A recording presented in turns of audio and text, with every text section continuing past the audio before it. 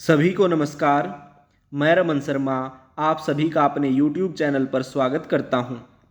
अगर आप इस चैनल पर नए हैं तो चैनल को सब्सक्राइब करें, वीडियोस को लाइक, कमेंट और शेयर करें।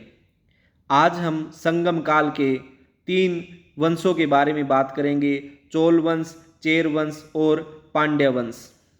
बहुत ही इम्पोर्टेंट टॉपिक है, हर एग्जाम्स में इनसे क्वेश्चन पूछा जाता है। तो समय को ज़्यादा खराब न करते हुए टॉपिक की तरफ बढ़ते हैं।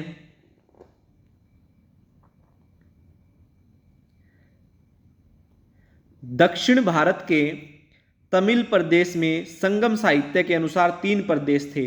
तो पहला क्वेश्चन बनेगा कि भारत में दक्षिण में या दक्षिण भारत में तमिल प्रदेश में संगम साहित्य के अनुसार कितने राज्य थे? तो 3 राज्य थे।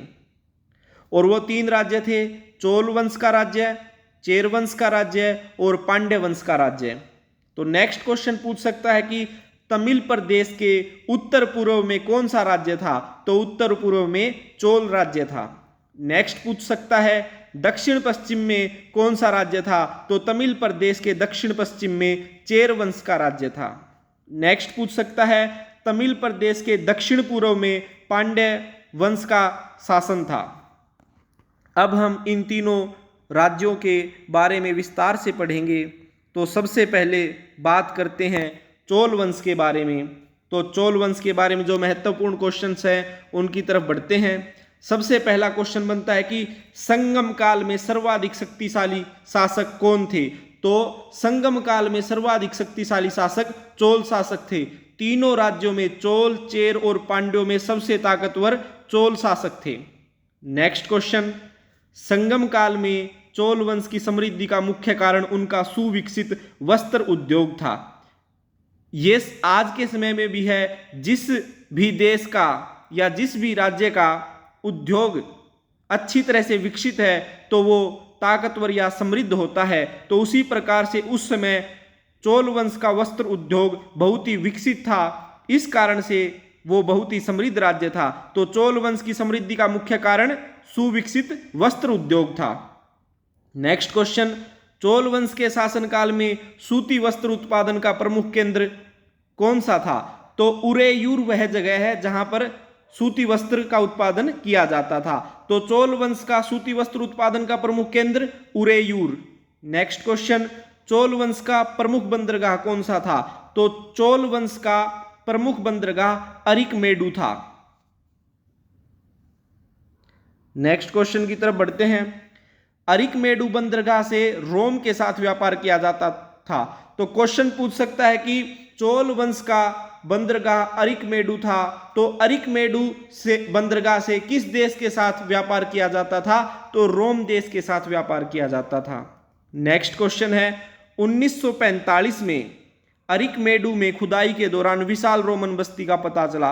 मोस्ट इंपोर्टेंट क्वेश्चन है, काफी बार पूछा जा चुका है कि विशाल रोमन बस्ती कहां से मिली? तो अरिकमेडु से मिली है। या क्वेश्चन पूछ सकता है कि अरिकमेडु में खुदाई के दौरान क्या मिला? तो विशाल रोमन बस्ती के अवशेष मिले हैं। यह पूछ सकता है कि अरिकमेडु की खुदाई कब की गई? 1945 में की गई थी, 1945 में। नेक्स्ट क्वेश्चन की तरफ बढ़ते हैं। मनके बनाने का कारखाना कहां से मिला है? तो संगम काल में मनके बनाने का कारखाना अरिकमेडु से मिला है। नेक्स्ट क्वेश्चन, चोल वंश की आय का प्रमुख स्रोत क्या था? तो चोल वंश की आय का प्रमुख स्रोत कपास का व्यापार था। नेक्स्ट है, चोल वंश का शासन पेन्नार तथा दक्षिणी वेल्लारू नदियों के बीच स्थित था। क्वेश्चन पूछ सकता है कि दक्षिण भारत में चोल वंश का शासन कहां पर फैला हुआ था? तो पेन्नार तथा दक्षिणी वेल्लारू नदियों के बीच में। नेक्स्ट क्वेश्चन, चोल वंश की राजधानी क्या थी? मोस्ट इंपोर्टेंट क्वेश्चन है, काफी बार एग्जाम्स में पूछा गया है। तो चोल वंश की राजधानी कावेरीपट्टनम थी। और कावेरीपट्टनम का उल्लेख किस कविता में मिलता है? पत्तू पात्तू में मिलता है। पत्तू पात्तू एक बहुत ही लंबी और विस्तृत कविता है, बल्कि एक कविता नहीं, ये काफी बहुत सारी कविताओं का संग्रह है। तो पत्तू पात्तू में कावेरीपट्टनम का उल्लेख मिलता है। नेक्स्ट क्वेश्चन, संगम काल में चोल वंश का सबसे प्रसिद्ध शासक तो संगम काल में चोल वंश का सबसे प्रसिद्ध शासक करिकाल था। नेक्स्ट पूछ सकता है करिकाल कब राजा बना, तो करिकाल 190 ईस्वी में राजगद्दी पर बैठा था या 190 ईस्वी में राजा बना था। नेक्स्ट क्वेश्चन, करिकाल के पास शक्तिशाली नौसेना थी, तो पूछ सकता है कि चोल वंश के किस शासक के पास सबसे शक्तिशाली नौसेना थी, तो करिकाल के पास थी। नेक्स्ट, करिकाल ने अपनी नौसेना की सहायता से वेणी का युद्ध जीता था, तो क्वेश्चन पूछ सकता है कि वेणी का युद्ध किस शासक ने जीता, तो करिकाल ने जीता। और करिकाल का संबंध किस वंश से है, चोल वंश से है। नेक्स्ट क्वेश्चन, करिकाल ने कावेरी नदी के मुहाने पर बांध बनवाया तथा सिंचाई के लिए नहरों का निर्माण करवाया, तो पूछ सकता है कि किस शासक ने कावेरी नदी के मुहाने पर बांध बनवाया, तो करिकाल ने कावेरी नदी के मुहाने पर बांध बनवाया और सिंचाई के लिए नहरों का निर्माण करवाया। नेक्स्ट क्वेश्चन, करिकाल के शासनकाल में पुहारपत्तन का निर्माण हुआ। अब क्वेश्चन पूछ सकता है कि पुहारपत्तन का निर्माण किस शासक के शासनकाल में हुआ, तो करिकाल के शासनकाल में हुआ था। नेक्स्ट क्वेश्चन, पेरुनुन्नुपादे पुस्तक, यह एक पुस्तक है पेरुनुन्नुपादे में करिकाल को संगीत के 7 स्वरों का विशेषज्ञ बताया गया है। क्वेश्चन घुमा के कैसे पूछ सकता है, पूछेगा कि किस पुस्तक में करिकाल को संगीत के 7 स्वरों का विशेषज्ञ बताया गया है, तो पेरुनुन्नुपादे पुस्तक में। अब पूछ सकता है कि पेरुनुन्नुपादे पुस्तक में करिकाल को क्या कहा गया है, तो संगीत के 7 स्वरों का विशेषज्ञ कहा गया है।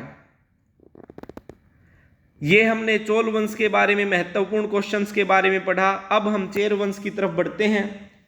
तो सबसे पहला क्वेश्चन बनेगा, चेर वंश का शासन किस क्षेत्र पर था, तो चेर वंश का शासन वर्तमान केरल के क्षेत्र पर था।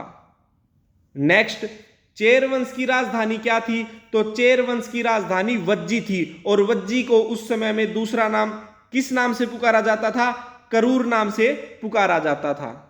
नेक्स्ट, चेर वंश की राजधानी करूर या वज्जी से रोमन सिक्के व रोमन सुराइयां प्राप्त हुई है, तो पूछ सकता है कि रोमन सिक्के व रोमन सुराइयां कहां से प्राप्त हुई, वज्जी या करूर से। नेक्स्ट क्वेश्चन, चेर शासनकाल का प्रमुख बंदरगाह, तो चेर शासनकाल का प्रमुख बंदरगाह बंदर था। नेक्स्ट क्वेश्चन, प्रथम चेर शासक कौन था, तो प्रथम चेर शासक उदयनजेरल था। या ये पूछ सकता है कि चेर वंश का संस्थापक कौन था, उदयनजेरल।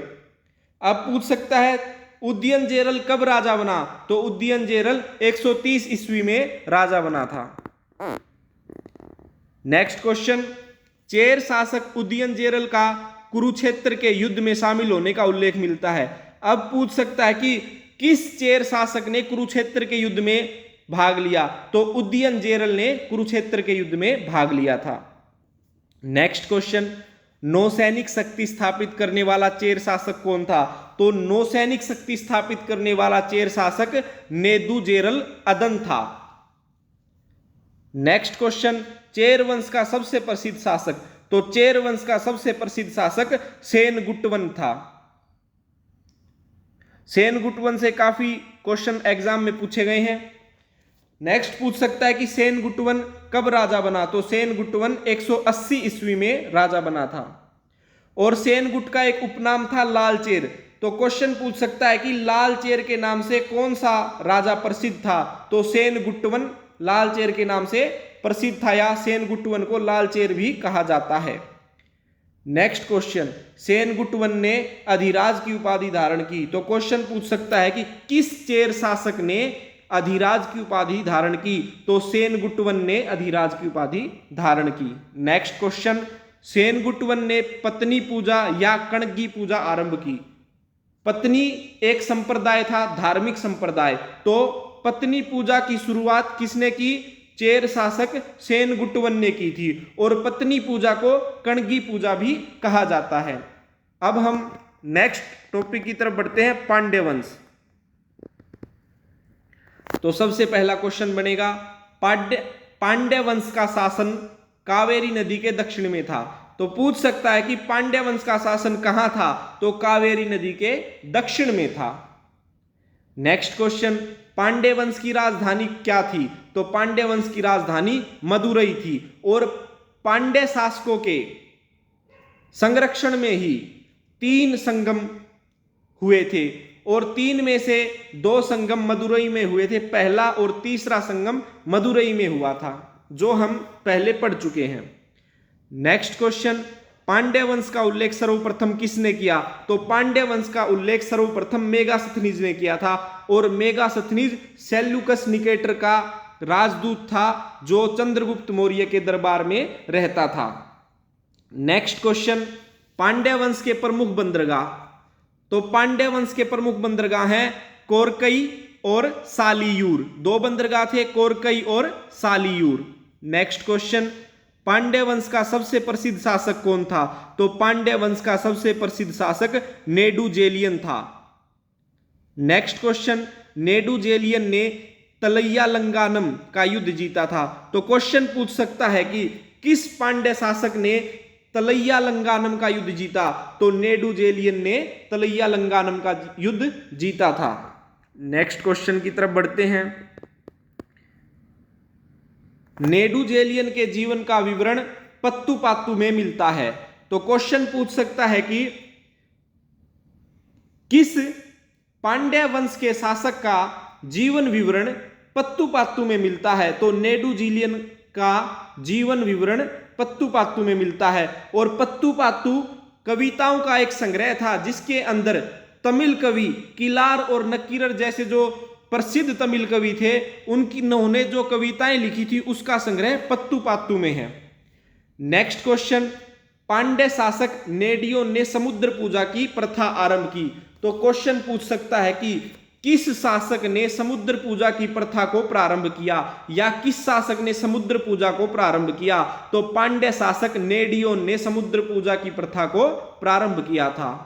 नेक्स्ट क्वेश्चन बनेगा, अंतिम पांड्य शासक कौन था? तो अंतिम पांड्य शासक नलियक्कोडन था। ये हमने चोल वंश, चेर वंश और पांड्य वंश से संबंधित संगम काल के जितने भी महत्वपूर्ण क्वेश्चंस थे उन सभी को पढ़ा है। आशा करता हूं आपको ये अच्छे से समझ में आए होंगे। इन टॉपिक्स को आप अच्छे से याद कर लीजिएगा, एग्जाम्स में काफी बार पूछा जाता है। धन्यवाद। जय हिंद, जय भारत।